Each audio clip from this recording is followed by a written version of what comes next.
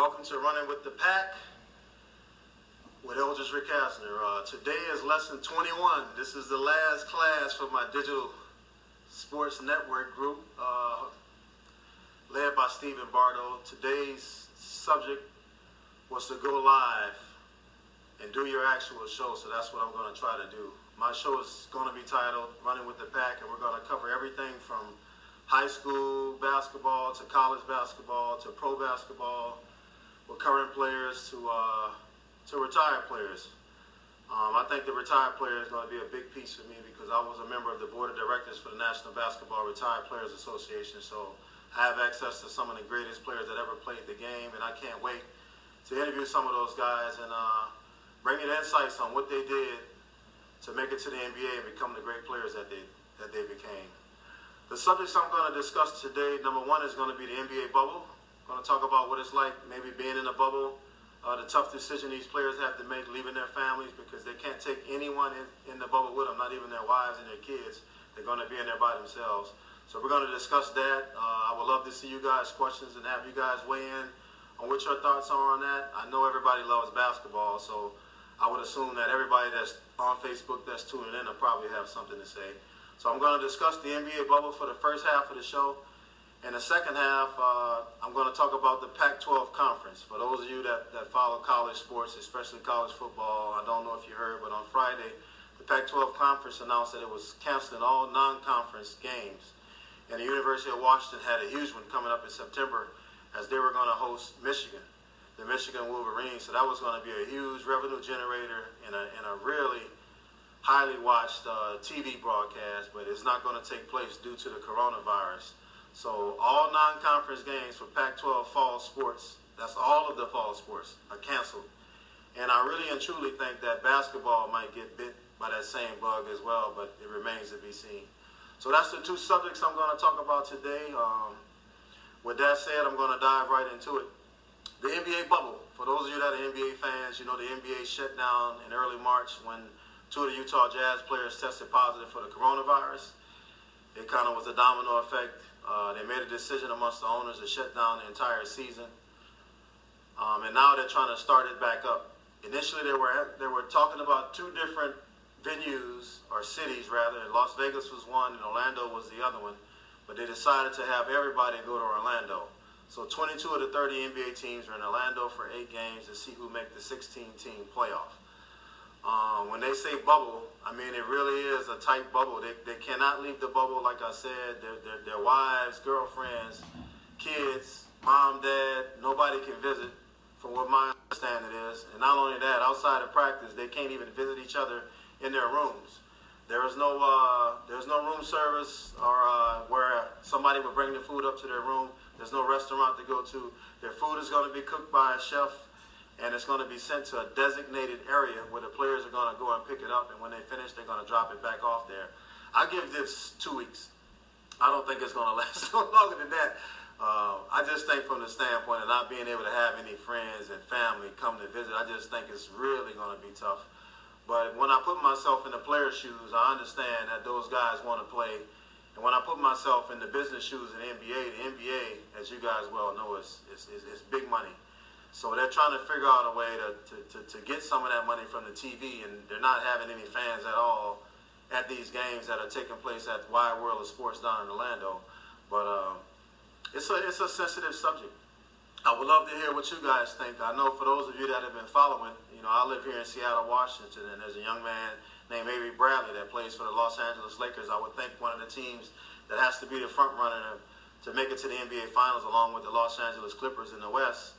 And Avery Bradley decided not to go to Orlando. He's not going to the bubble because he has a kid that I think that's high risk, that has some illnesses. So he decided not to go. Another big name that's not going, you guys probably heard about it in the media, is Kyrie Irving. Kyrie Irving, I think, was the catalyst against playing and finishing the season. I think more of his reasons were due to the racial tension that's going on in America with the killing, the murder of George Floyd and Ahmaud Arbery. So he thinks that's going to take away a little bit from the focus on that. So he decided not to go. But DeAndre Jordan is another, star player in the NBA that plays for the Brooklyn Nets.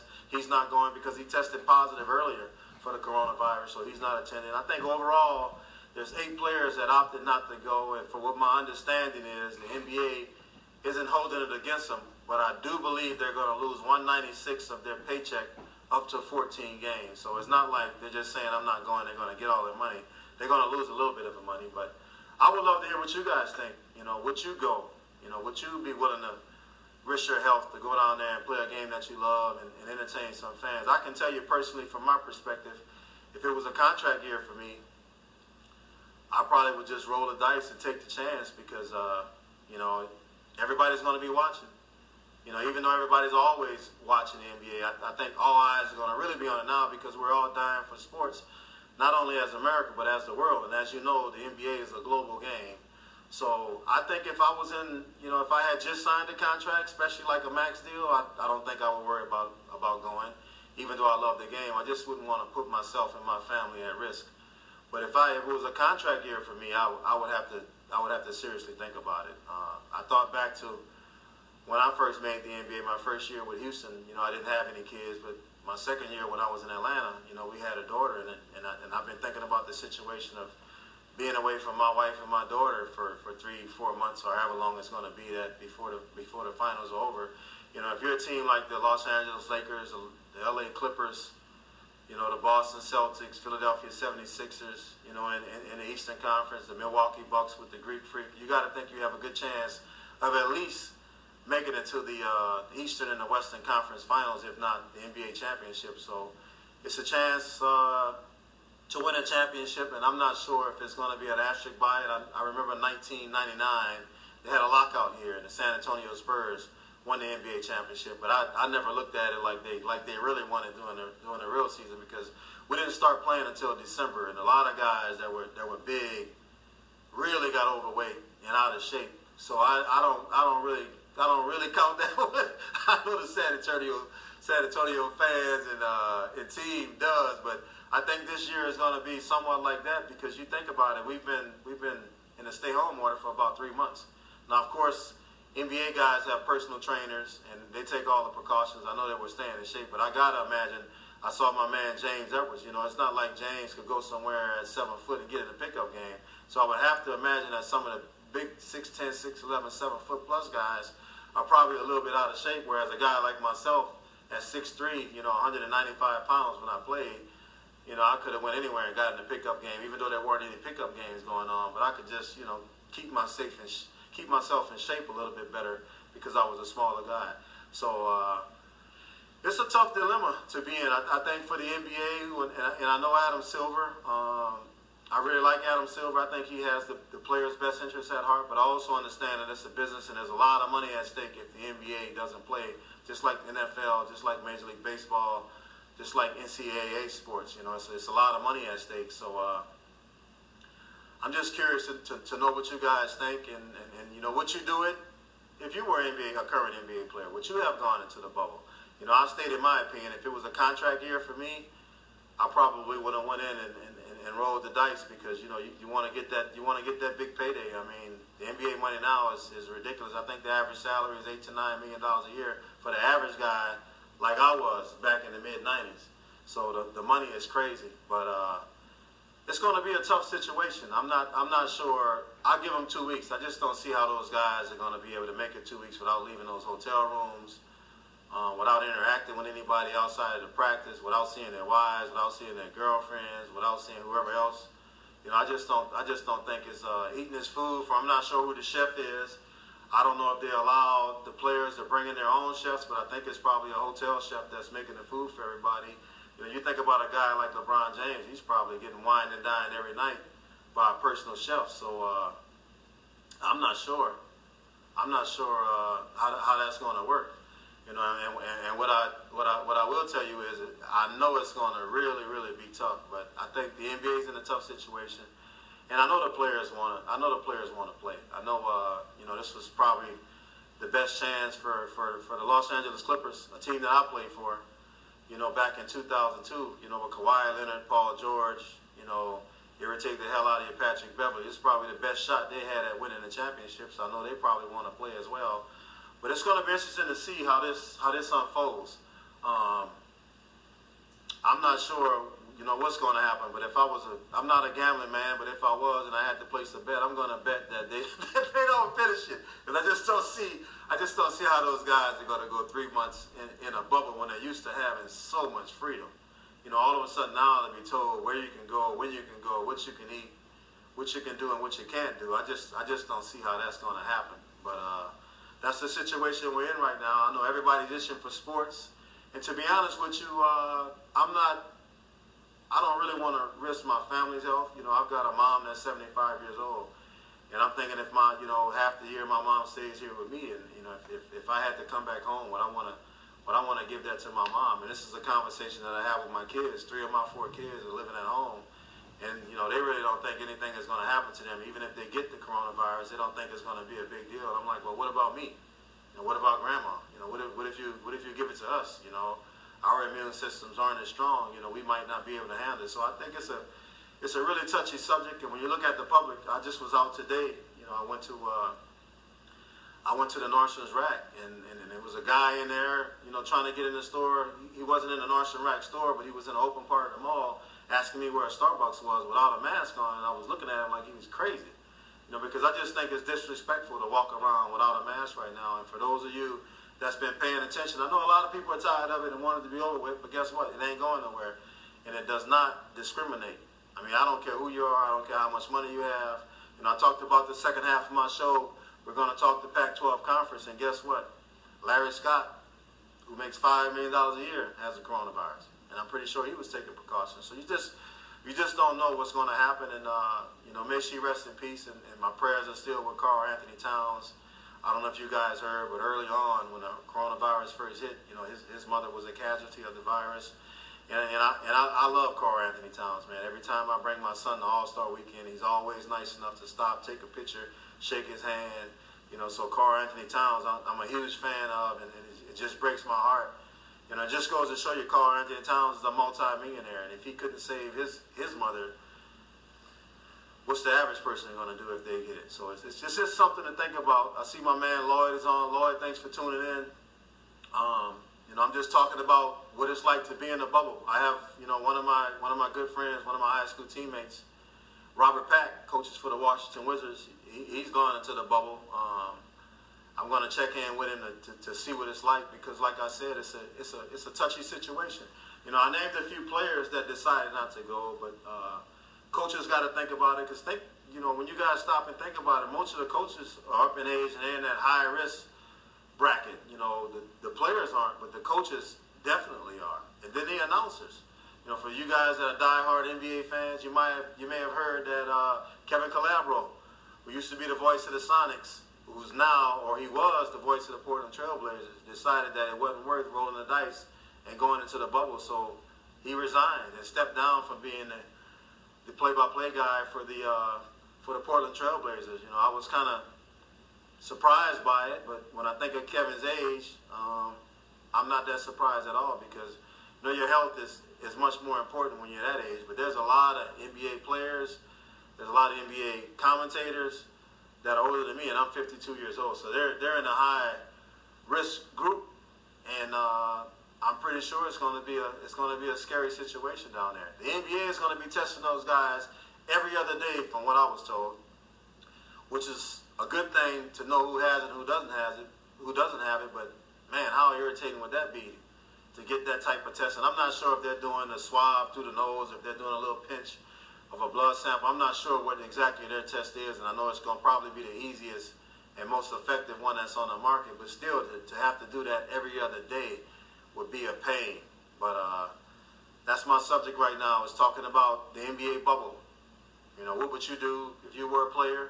What would you do if you were married to a player? What would you do if your son was a player, if you're a mom or a dad? How would you feel about that? Your loved one going into the bubble for perhaps up to 3 months.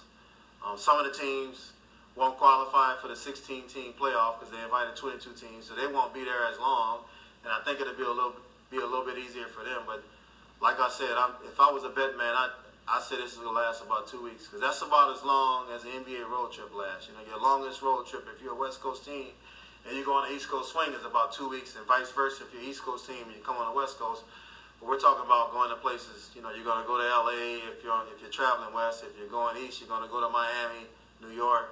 But now you're talking about you're in Orlando, which is a small market, and they're at the Wide World of Sports facilities down there. I think all the games are taking place at 3 different locations, but that's kind of the deal here with the NBA bubble. It was interesting for me to see that the NBA decided to try and play with all the spikes that are taking place in Florida. Florida now, I think, leads the world in cases, and the last time I checked, I think they had over 10,000 cases in one single day. So if I'm an NBA player, I got to be like, wow.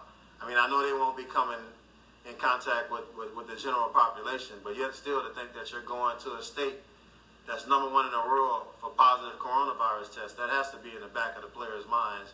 And I said earlier about Kyrie Irving and Avery Bradley, DeAndre Jordan, that aren't going to the bubble, that decided not to go. Dwight Howard was a guy that was talking like he wasn't going to go, but at the last minute he decided to go. And I'm pretty sure LeBron James has something to do with that, because the Los Angeles Lakers have a chance to win the NBA championship if somehow the NBA can finish out this season. So a tough topic, something that'll be very interesting to pay attention to. I see a comment here for somebody who says there's probably too many moving parts before someone gets the virus in the bubble, and at that point, chances of it spreading. Yeah, I think if guys start testing positive, there just ain't no way they're going to be able to continue to play. They're going to have to shut it down. There ain't no doubt about that. And for those of you guys that are out there, that are NBA fans, I know you're probably going to be excited to see basketball back on the court. I was watching the basketball tournament today, and I was just happy to see some basketball. Joe Johnson was out there playing, a former NBA player, so it was just good to see some hoop out there. But even as a former player, I don't want to put anybody's health at risk for a game, because life is way more important than a sport. I played in the NBA, you guys, and I'm telling you, at 34, I thought I was still young, and at 34, I was done.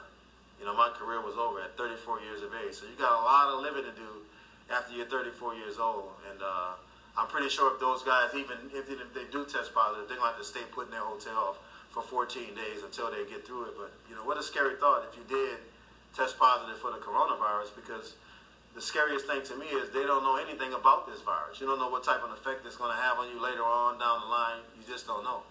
I see Albert saying he hopes this doesn't affect the draft. I see my man Earl saying this is a money above all else program. Yeah, I think so, Earl. I think it's about the money. And Albert, I definitely think it's gonna affect somebody that's in the draft. But even though I take that back. I don't think it's gonna affect the draft, because all the scouts have seen those guys in the college basketball season that just ended. Even though we didn't get the March Madness, they had a chance to see what everybody can do. And then there's a lot of guys that's always evaluated in the tournament. But I'm not a big fan of those tournament evaluations, because if a guy gets hot and gets lucky, they get drafted. You guys have seen it in the past. I won't name names, but it's some guys that hit one big shot in the dance and they got drafted and they couldn't play dead in the John Wayne movie. So I'd rather evaluate somebody over the whole regular college basketball season than to see him maybe for the first time in person in the NCAA tournament and go, wow, he had a great game. Let's take him in the lottery. So I don't think it's going to affect them that much. But the big question for me is, what effect is the draft next year going to have if college basketball can't play this winter? That's the real question for me. And with that, I'm not sure how long I've been going, but I wanted to split this into 2 segments. The first half, I wanted to talk about the NBA bubble. In the second half, I wanted to talk about the Pac-12 conference. So I'm not sure if I'm at the 30-minute mark or not, but I'm going to transition anyway, because with that saying about the kids next year, I think it's a perfect transition topic for me. I think about Nas Carter, a kid I covered with the University of Washington. He was a junior this year. He'll be a senior next year. He's a guy that can play at the next level in the NBA. So what's going to happen if come November, December, college basketball, the NCAA decides that they got to sit out the season because the coronavirus hasn't slowed down? What effect is that going to have on guys that are seniors and guys that want to come out early? For my Seattle friends that are out here, you guys all know C.J. Ellaby, Bill Ellaby's son. He had a great year this year for Washington State. He put his name in the draft. What about the kid next year that may be a freshman or a sophomore that wants to come out early? Is he going to be able to come out early, not being able to play? And the same thing for football. You know, I mentioned the Pac-12 Network on Friday announced that they're canceling all non-conference games. So the University of Washington was supposed to play Michigan, Big Blue. And we all know that Michigan is a huge program.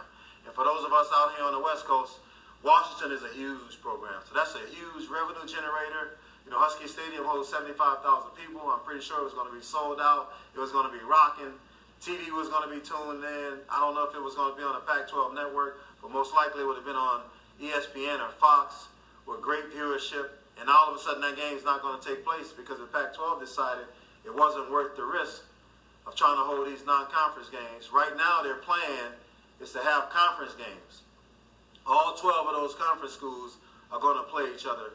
But if things continue the way they are in Arizona, who's right behind Florida, and California, who's right behind Florida with coronavirus positive cases, I'm wondering if a school like the University of Washington is going to be willing to risk it and go down to Arizona or go down to California to try to play a football game. Now, obviously, there won't be any fans there, but still, it's a risk.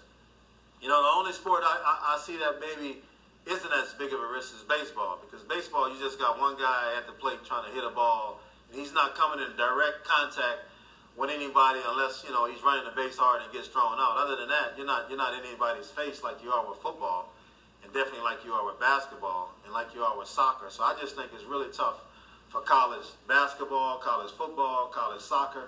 I think it's tough for those guys to conduct the season, considering that I don't know if you can wear a mask excuse me, playing those type of sports, because you're running so hard and you got to breathe.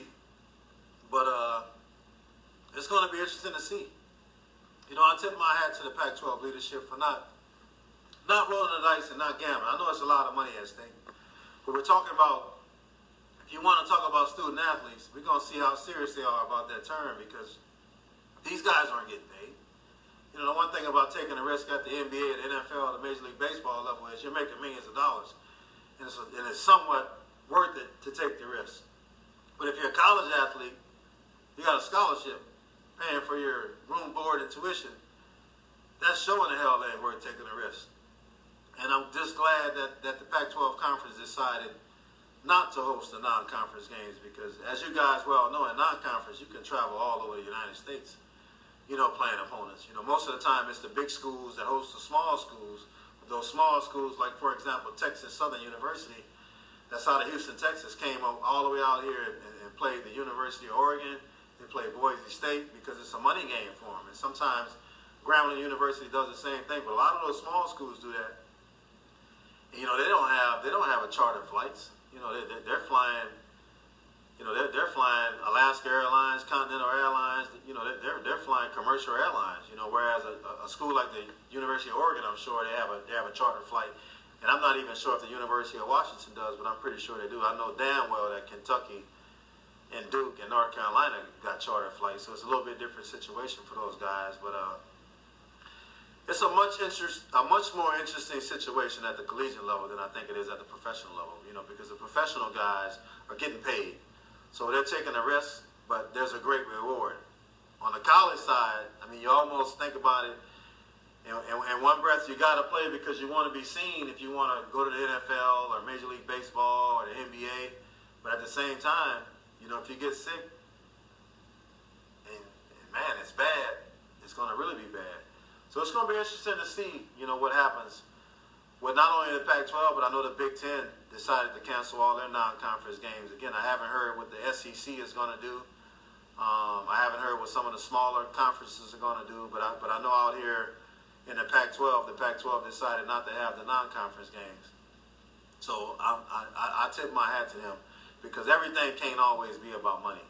And I know the NCAA is not happy about it, because you think about, for those of you guys that don't know how much revenue March Madness brings in. March Madness is a $3 to $4 billion industry, but just 3 weeks of basketball.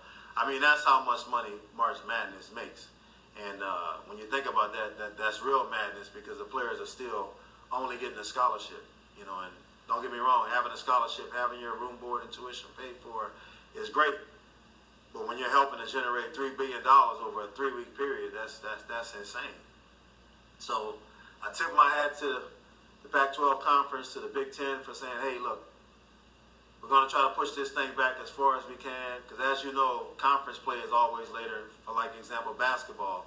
Basketball games will start the second week, the first week of November, and then conference play will start right after Christmas. So they're trying to push all this stuff back for football as well, and it's going to be interesting to see how that shakes down. You know, I think about my son.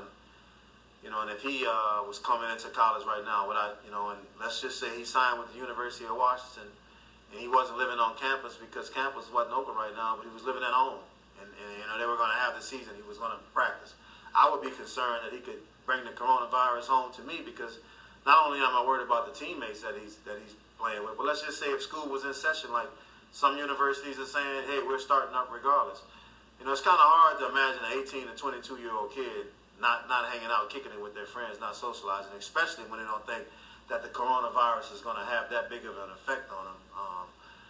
I think that's really, really rolling the dice. But I wouldn't be a big fan of it.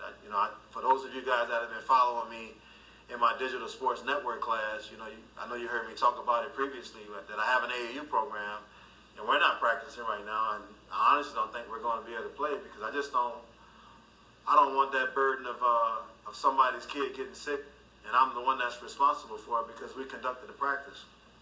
So I'm deciding not to play.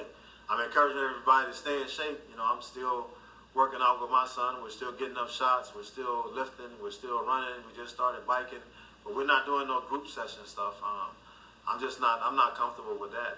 I'm still at the point where I'm not really letting anybody in my house. I had my best friend over the other day, and I was thinking to myself, is this a good idea? He had a mask on, but I still wasn't too comfortable with it, because like I said, I watch a lot of CNN. Maybe I watch too much, and I just think this thing is serious, and I don't think enough people are taking it serious enough. Starting at the top with the guy that's in the White House. I mean, just a complete joke. He's not even encouraging people to wear a mask. He's talking about we got to reopen the schools, we got to go back to work, and all of a sudden, all that work we put in staying home to try to bend the curve is gone, and the coronavirus cases have skyrocketed. So I know that's in the back of the NCAA's mind, and the Pac-12 and the Big Ten, the Big East, the ACC. I know it's in the back of all those conferences' mind. And when you think about football, which is the next major sport up, the SEC, and the amount of money that they generate with Alabama and LSU and all those big schools down there. So it's a lot of money at stake. But like I said earlier, I think some things got to be more important than money. But this is the kind of subject, you guys, I'm going to be talking about on Running With The Pac. I'm by myself today because when I got the assignment, I didn't really have enough time to try to find somebody to be on with me. But the show is mainly going to be me interviewing somebody, and it's going to be via Zoom that I'll probably transfer over to Facebook or share on Facebook while it's playing on Zoom. But I just can't wait. I can't wait to get started. I'm super excited. I've been doing TV with the Pac-12 network for 6 years, and there's producers. They pretty much give us what we're going to talk about. It's my opinion, but they do the subjects. I did a lot of work for the people out here in Seattle that's followed me over the last 12 to 15 years on KJR. But I'm just excited to have control of my own topics, to say and do it how I want to do it. When it comes to guests, especially for basketball, I know everybody. I mean, Oscar Robertson is one of our founding fathers that I know. I know from Oscar Robertson all the way down to the current players, like Jamal Crawford. And I'm so excited for Jamal Crawford. I don't know if you guys heard, but he signed with the Brooklyn Nets, so he's going into the bowl. But Jamal Crawford is 40 years old, dropped 50 in his last game last year, and didn't get picked up by anybody this year. So I'm excited for Jamal. But I'm excited to cover topics, with all those guys. Jamal Crawford, Nate Robinson, Oscar Robertson, Lenny Wilkins, Spencer Haywood. I mean, you name it. Mark Eaton. All my friends, James Edwards, all my friends that are here on Facebook, and some football guys, Dennis Brown, Lincoln Kennedy, Greg Lewis, Eric Metcalf, who says he's not on Facebook, but just people like that, especially here, Deadlift Shrimp, Jack Sikma in the greater Seattle area. I just want to bring you guys some stories from some angles that you might not be used to. And it's not always we're going to talk about their experience as a player, but maybe we'll talk about what it was like, when they were playing and gone all the time, and then all of a sudden you had to be home with your family every day. Because I'm telling you, that's a real one right there. It's a serious adjustment, because if you're married with kids, your wife is used to running things how she want to run them because you're gone all the time, and then all of a sudden when you get home, you want the house ran like you want it ran, and they're like, wait a minute, you've been gone for the last 10 years or whatever. What are you talking about? So just different subjects like that. I talked earlier about raising a kid in sports. I talked earlier on one of my class assignments about, how do you feel about your kid playing AAU or basketball or 7-on-7 football. So it's just going to be a whole lot of different topics like that, you guys. Like I said, I'm really excited to try to bring something different to you for all of you guys are my real friends, because this is my main Facebook page, and this isn't public, so just my true friends are going to see it. And I tell you what, but I'm just excited to bring you guys something. I see my man Earl said, I'm glad you're going on with this thing. You're going to be keeping it real. You guys know I got to keep it real. I mean, I'm from the Lower Ninth Ward. That's the only way I know how to do it. And I think people appreciate it when you're keeping it real and you're being straight with them. Because everybody knows when you're trying to BS them, and that's not the angle that I want to come from. And I think the most important thing for me is I think we have to tell our own stories. In the past, we've always had somebody else in control of telling our story, and it's one of the things that I love about social media is that we can tell our own stories now.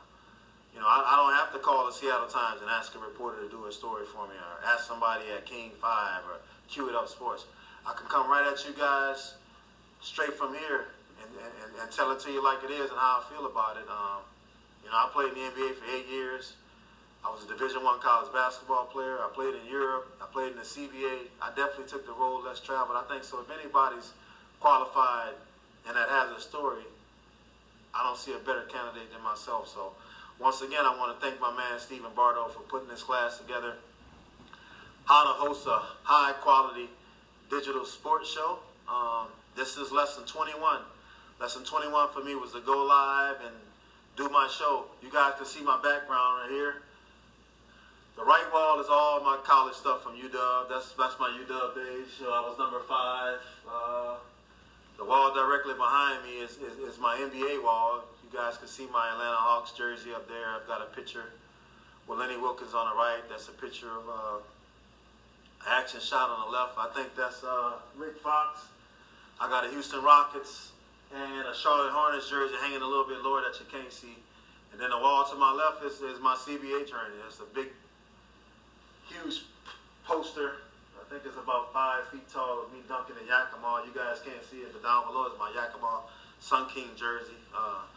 This is my home studio, or as my wife calls it, a shrine to myself. But I put in a lot of work, and I had a lot of people tell me, you couldn't make it, you wasn't gonna make it. So when I finally made it and bought this house, it was a dream come true. I tell you guys, me and my wife used to drive through this neighborhood when we were just dreaming. When I was dead broke, we used to drive through here and go, wow. And then one day I made the NBA, and with the Houston Rockets, played with them for a year. Next 2 years I played with the Atlanta Hawks, and then all 1-year contracts. And then I finally signed with the Charlotte Hornets and signed a 4-year deal.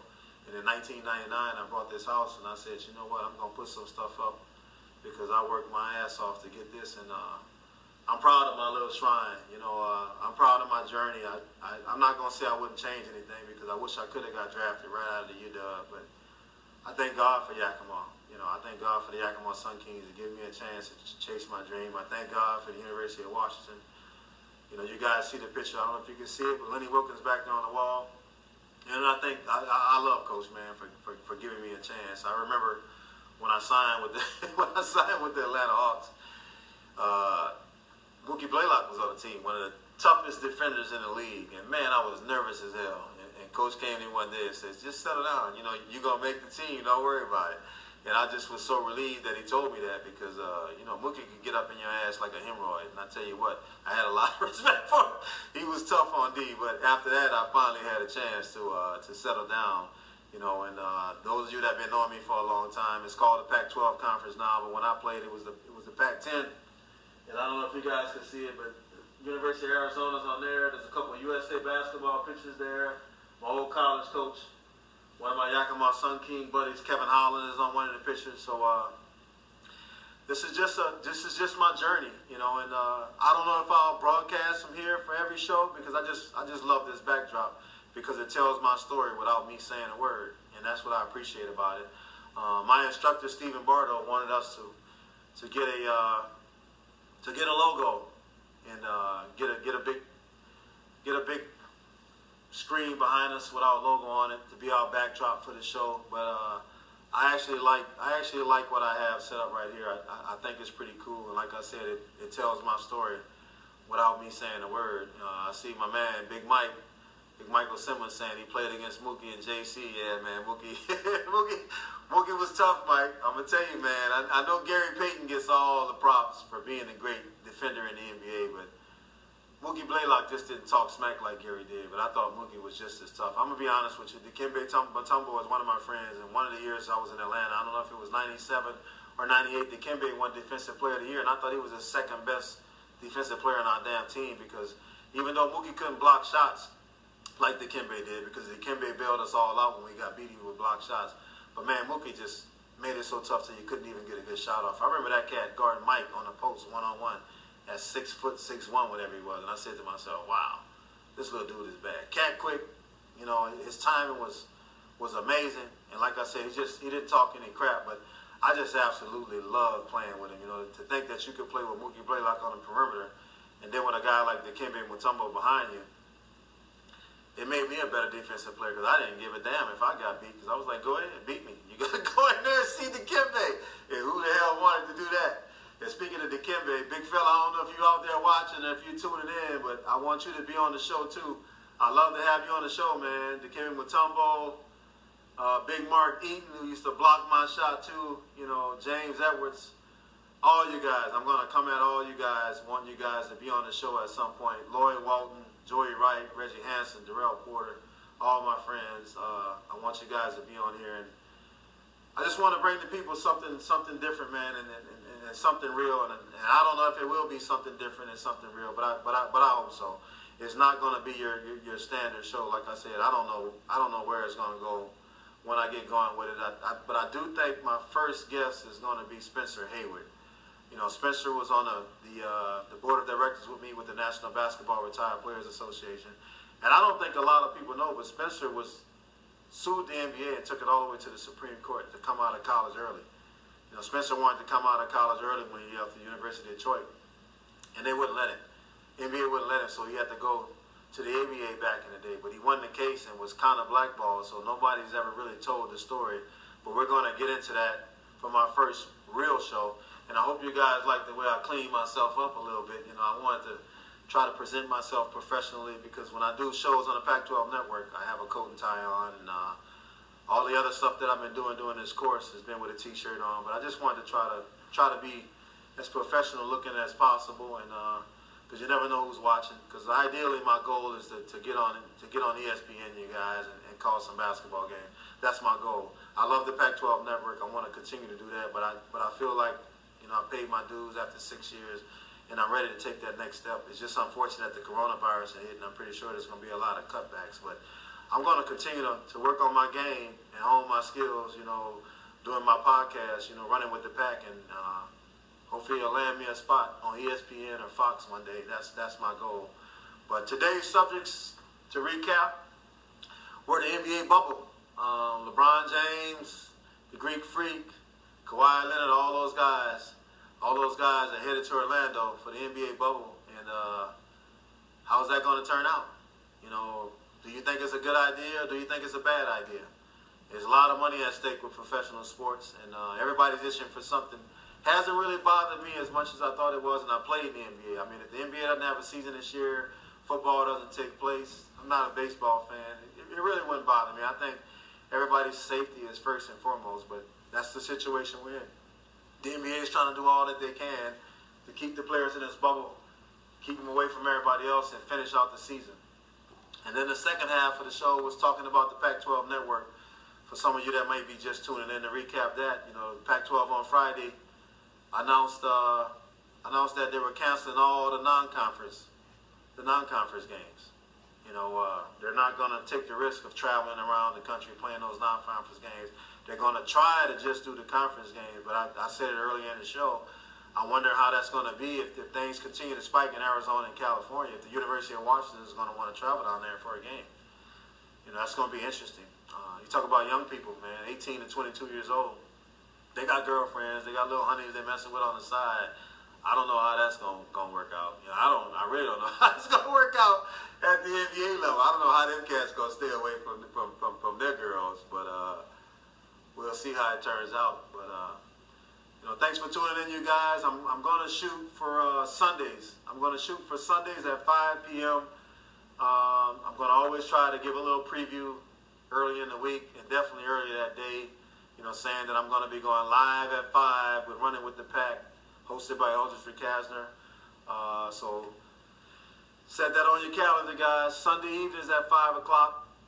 I thought that would be great because when the college basketball season rolls around, the Pac-12 usually has all their games on a Thursday and Saturday. So I think Sunday would be a great day to recap all of that stuff. High school basketball takes place on Tuesdays and Fridays. So Sunday would be a great way to cover that too. And of course the NBA, once we get back to regular stuff, they play 4 to 5 games a week. But I thought Sundays was a day that most of the people are off work anyway, and everybody can tune in. And like I said, I would love you guys' feedback. Let me know how you guys think I'm doing. Let me know if you're interested in the show, because if nobody's interested in it, I don't want to waste my time. But let me know what you guys think. Let me know if y'all think I see Earl saying nice job, but Earl's my guy, so I know Earl's going to give me some props. And just like Albert, I know Albert's going to give me some props. But I want you guys to be honest with me. I'm thick-skinned. I'm not going to take it personal. Whatever you think I need to do better, what you think, and I love your ideas. I don't have all the ideas. Today's subject about the bubble was Albert Reigns' idea. He said, man, you should talk about the NBA bubble. And I said, you know what, that's great. I wanted to talk about college basketball in the Pac-12, so that's why I made it the second half of my show, because that's mainly the Pac-12 conference, and the retired players are the guys that I got access to, that I'll be able to talk to. Obviously, I don't have access to a lot of current players, but I know I can get a hold of the retired guys, and I know I can get a hold of the college guys, because I'm going to be calling those games. So that's how I'm going to be coming to you guys on Sundays, 5 p.m., Runnin With The Pac, hosted by Aldridge Recasner. So thanks for tuning in, and I'm gonna be clean. I'm gonna be clean every Sunday, you guys. I'm gonna have on my Sunday's best. I'm gonna have my little lineup edged up, my little goatee shaped, and trying to come at y'all as professional as I can, because like I said, my ultimate goal is to be a basketball analyst for ESPN. That's what I would love to do, and that's what I'm gonna try to work on. And hopefully one day, just like my dream of making it to the NBA, hopefully one day I can look up and see myself on ESPN. So thanks for tuning in. I appreciate you guys. I appreciate the questions. I appreciate y'all chiming in. And feel free to leave some comments. All right, everybody, have a great evening.